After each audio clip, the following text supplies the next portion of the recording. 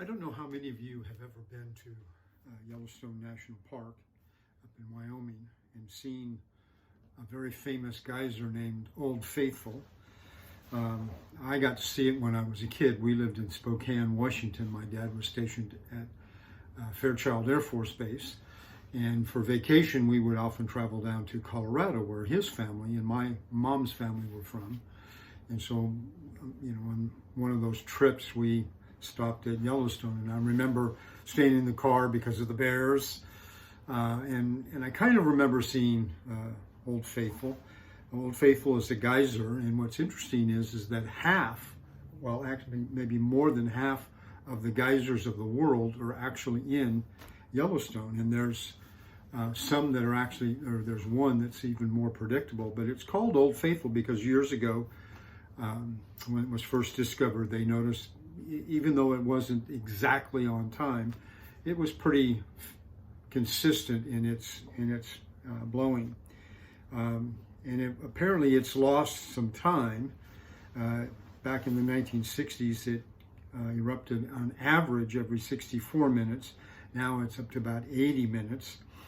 And an eruption lasts from a minute and a half to 5 minutes and expels 3,700 to 8,400 gallons of boiling water. And it reaches a height of 106 to 184 feet. And Old Faithful Geyser has an average temperature of 169.7 Fahrenheit.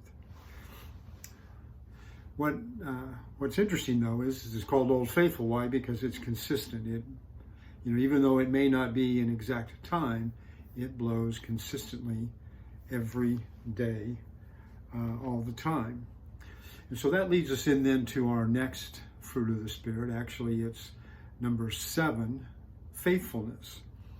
Love, joy, peace, patience, kindness, goodness, faithfulness. Now, if you're reading the King James, it's the word faith rather than faithfulness. I thought a little bit about this week. The word used is the word for faith, and it certainly could be translated that and talk about our personal faith in God.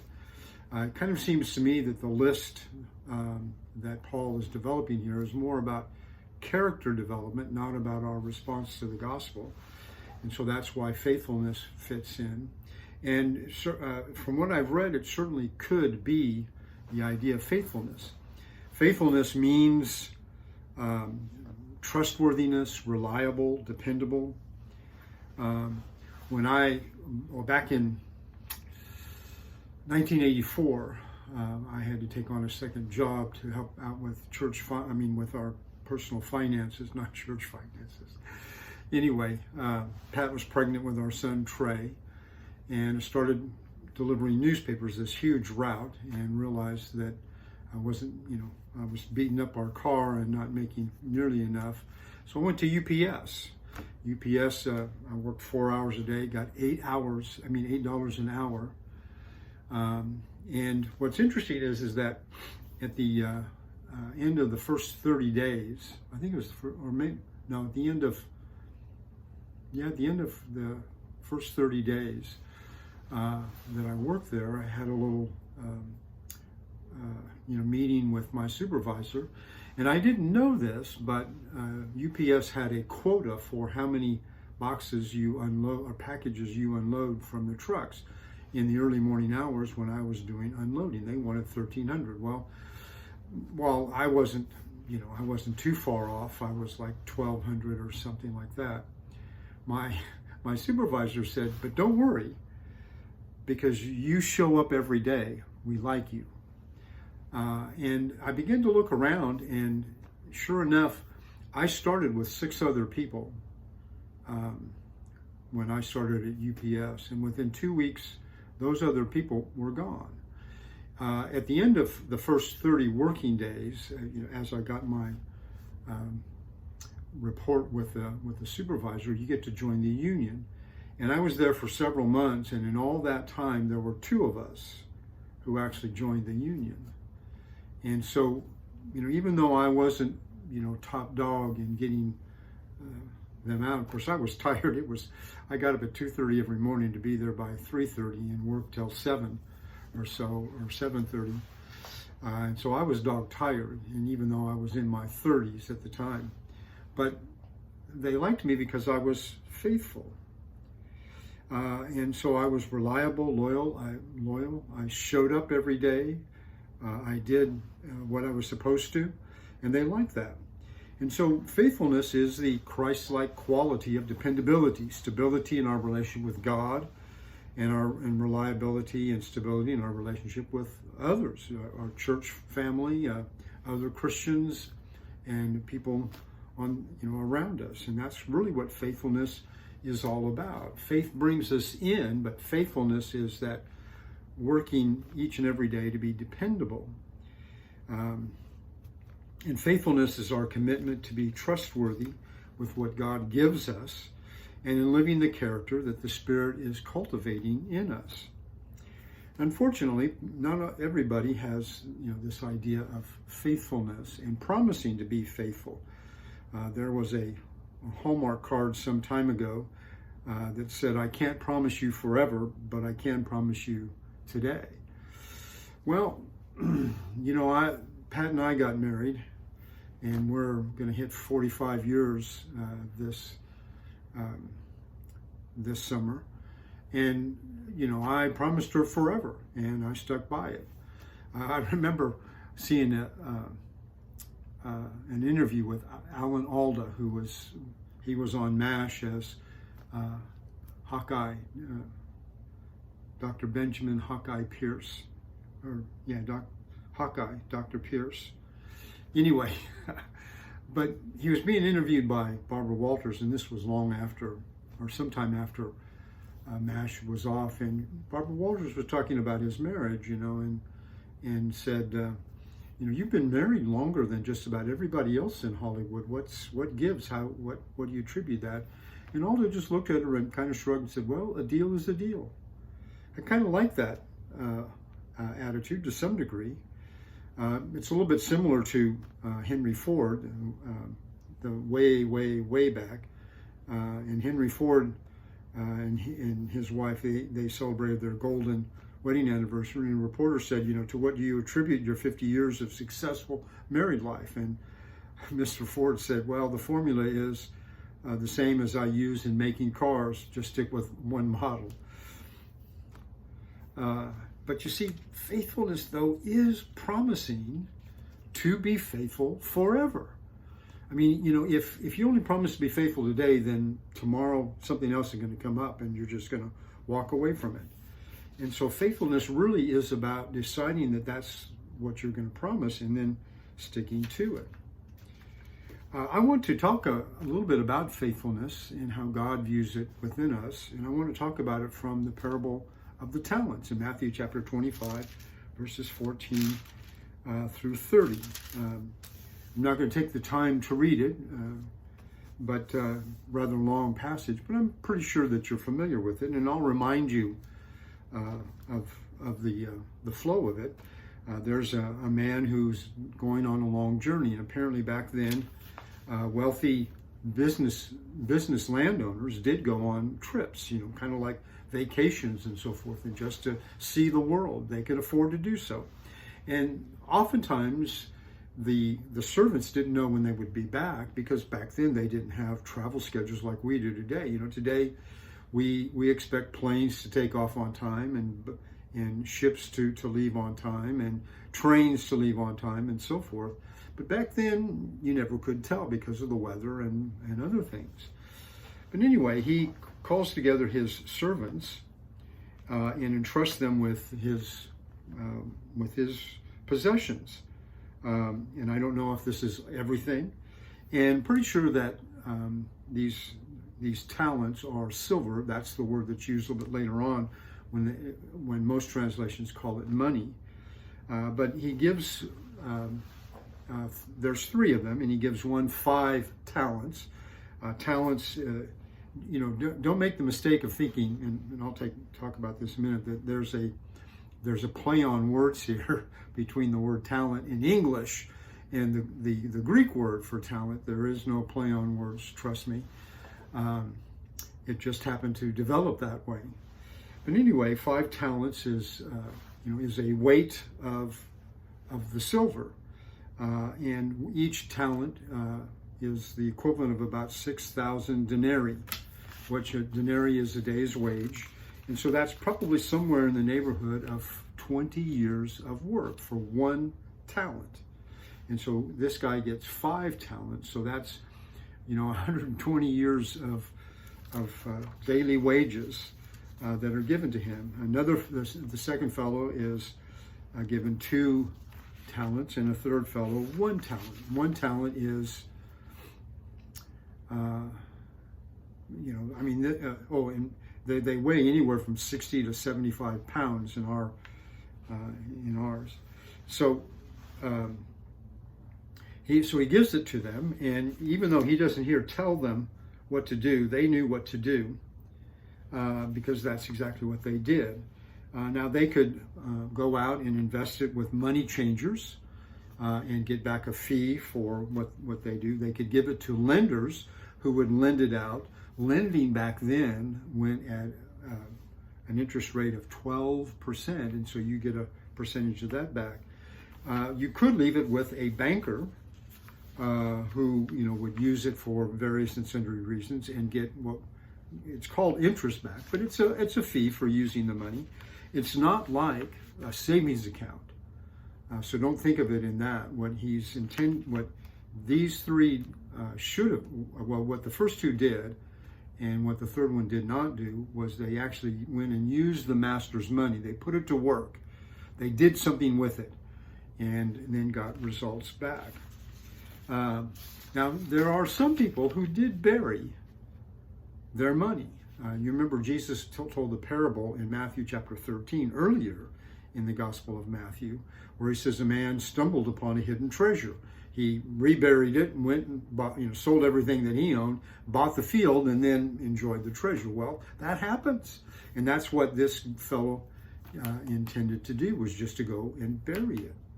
Now if that's your personal treasure and whatnot, burying is a safe way to do it.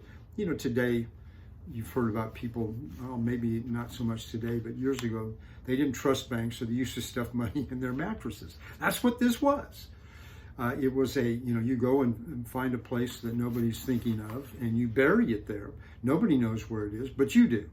And it's just there to keep your money safe. It's not there to be used or anything. So the master comes back, and of course the 5-talent man has made 5 more talents, and he says, great, you're a good and faithful servant, and here's your reward. And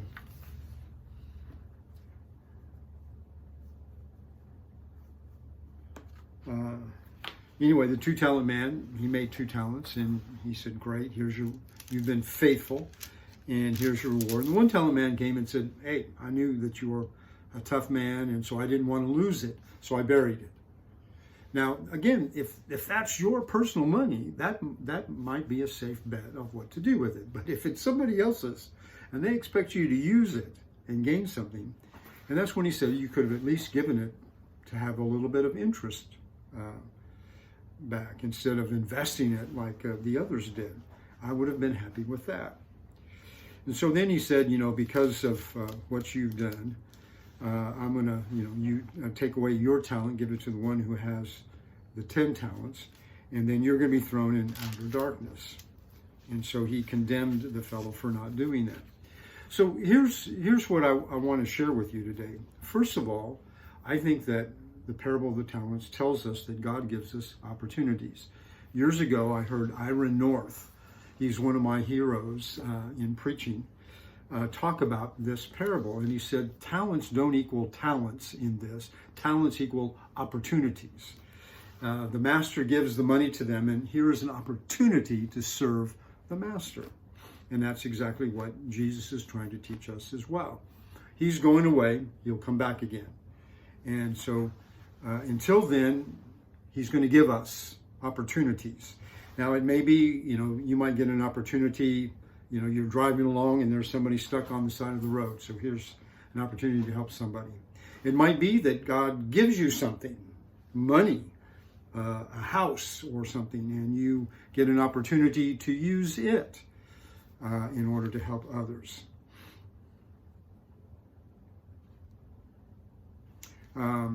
It might be that, God gives you a spiritual gift, as we think about, the ability to do something, and he expects you to use it.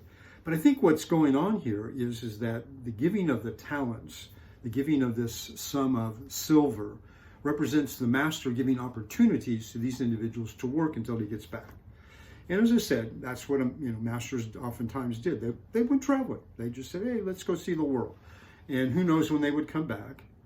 And so he expected them then to take his possessions and to do something with it.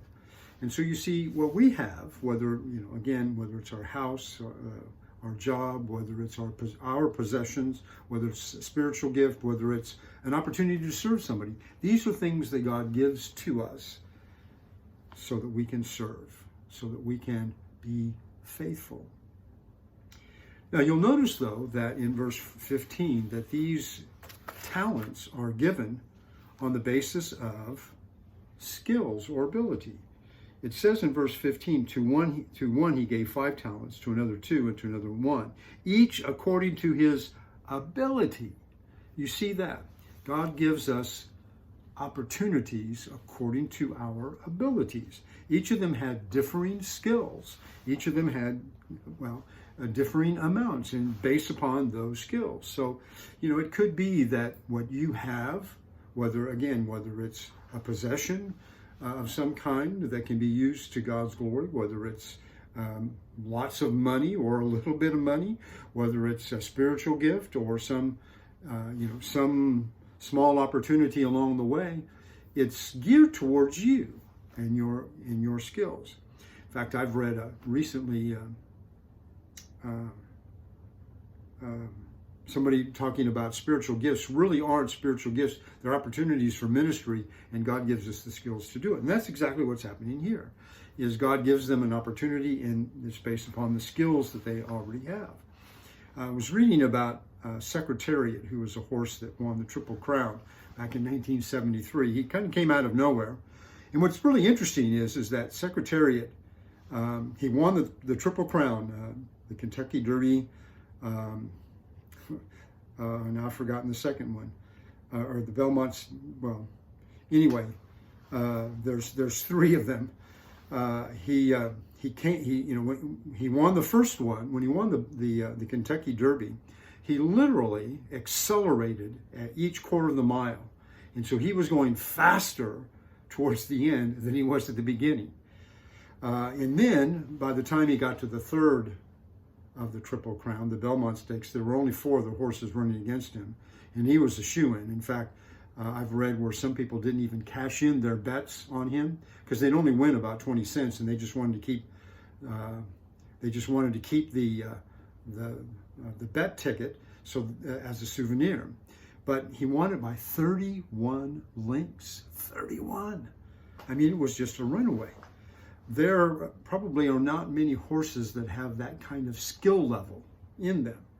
There might be some horses who win along the way and maybe even win the Triple Crown, but not like Secretariat.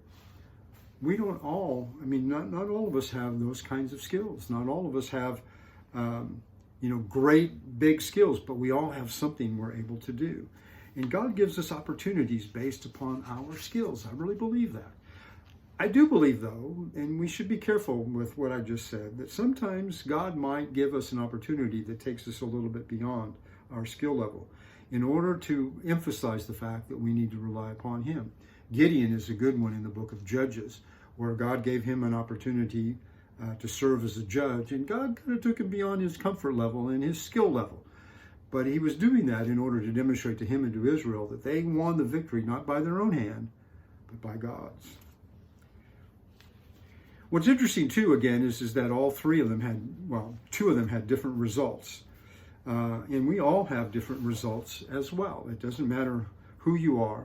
And I don't think here that Jesus is suggesting that, that you double or anything. I think he's just using this to balance out.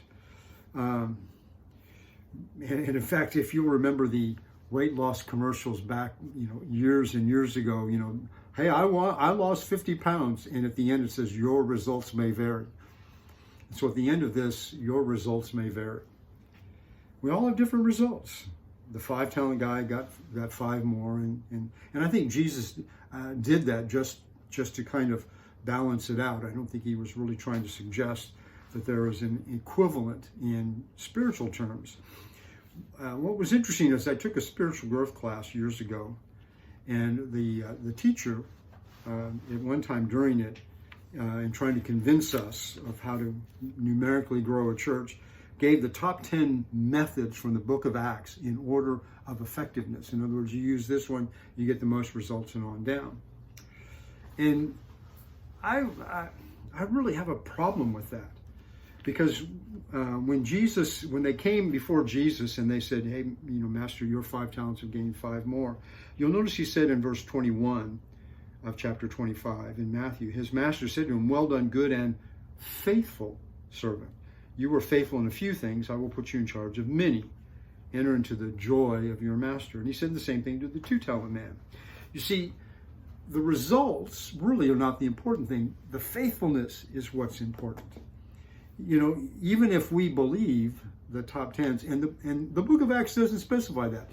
Stop and think about it. If in recording the book of Acts, God shows us that that there's one method better than any, why would he let us use anything else? That to me just doesn't make sense.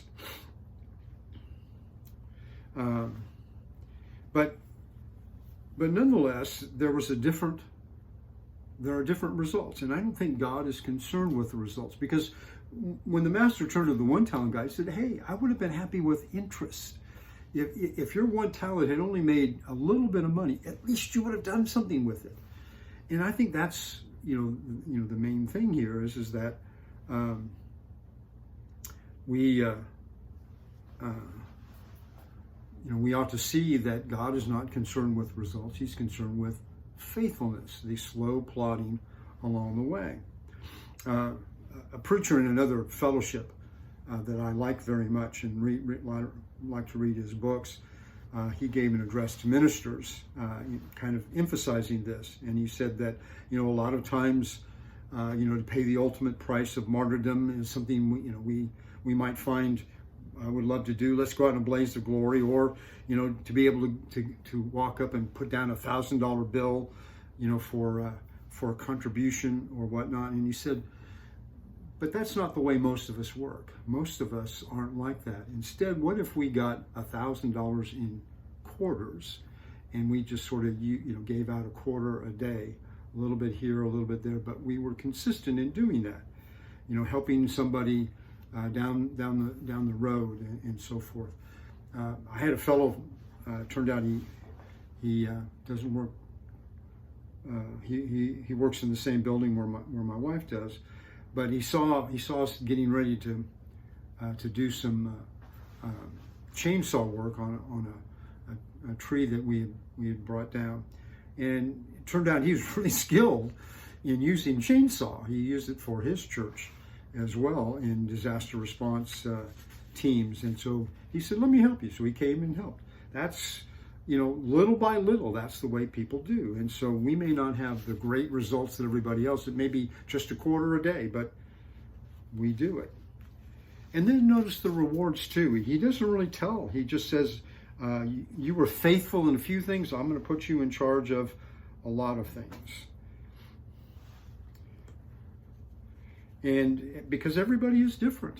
And so faithfulness, is the important thing, again, not the results. And we get rewarded based on faithfulness, not on our results.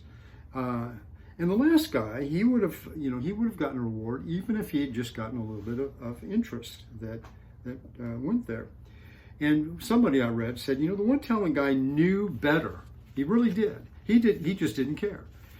Maybe he found something else to do. And oftentimes that's what gets us kind of off track, is rather than being consistent every day in serving the Lord, we kind of get off track and we stay off track. So God doesn't reward somebody, God doesn't reward someone who doesn't use his or her opportunity. He condemns the lack of results only because of a lack of faithfulness. So what are you doing with what God gives you? He gives you opportunities to serve, to help, to share, to tell. And some, these opportunities usually are based upon your skills, your abilities. And he may give you possessions. He may give you a spiritual gift of some kind. And he expects you to use it, to go out and do. And it doesn't matter whether you fail. You've heard about Edison, who quibbled, we didn't fail 2,000 times in making a light bulb. We just figured out 2,000 ways not to make it until finally we got it. And so the idea here is what are we doing with what God gives us? He gives us opportunities every day to serve him. They might be small, they might be big, might be somewhere in between. But he gives us those opportunities. And Jesus is the master who's eventually going to return. So are you faithfully trying to serve him every day and let the Holy Spirit strengthen you day by day until Jesus returns? You remember the fable of the hare and tortoise. The hare one day was making fun of the tortoise for being so slow. "Do you ever get anywhere?" he asked with a mocking laugh. "Yes," replied the tortoise, "and I get there sooner than you think. I'll run you a race and prove it." And of course, the hare was very amused at the idea of running a race with the tortoise, and so just for fun, he agreed to it. So they asked the fox to act as judge, and he marked off the distance, and off they started. And of course, the hare was soon far out of sight, and to make that tortoise feel very deeply ridiculous, the hare was soon out of sight, and to make the tortoise feel very deeply ridiculous, it was for him